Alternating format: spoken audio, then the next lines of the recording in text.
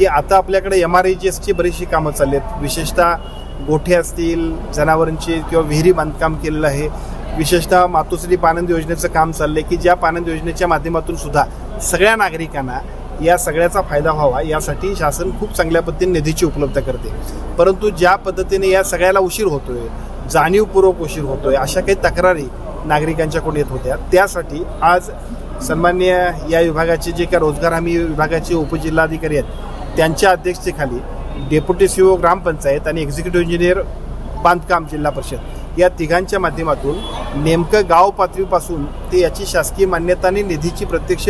सगळ्या प्रदान करण्यापर्यंत जो काय उशीर होतोय अशासाठी एक कमिटी आपण नियुक्त केली. उद्देश इतकाच आहे की गोठ्याचं काम असेल, विहिरीचं काम असेल, रोजगार हमीतलं कुठलंही काम असेल, मातोश्री पानंद योजनेचं काम असेल किंवा पंतप्रधान आवास योजनेच्या माध्यमातून दिले जाणारे काम असेल,